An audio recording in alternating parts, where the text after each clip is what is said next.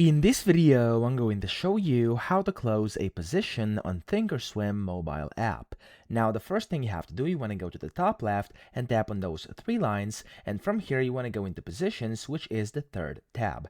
Now, whenever you do this here, you'll be able to see all your positions, and you just have to select the one you want to close. So for example, if I tap next to the the arrow next to NVIDIA, I can see all of my positions I have in NVIDIA, okay? So as you can see, the very top one, we're just going to close this one right now. I can tap on the check mark next to it where it says plus 100. So if I tap on that, as you can see, it's going to pop up a close selected down at the bottom right. So make sure you select all of those you want to close, or all the positions, of course, then press on close selected.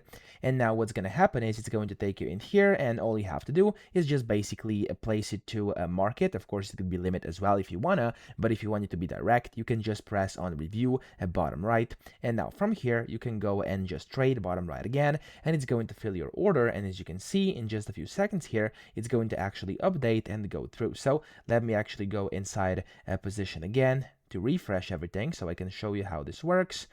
There we go. So if I open this back up right now, you'll see that it's going to say I have 0. There we go. As you can see up top under NVIDIA, it says NVDA 0, okay? Means I've actually closed the position. So that's how you do it. I hope this video helped you out. If it did, please subscribe to the channel and help me out as well.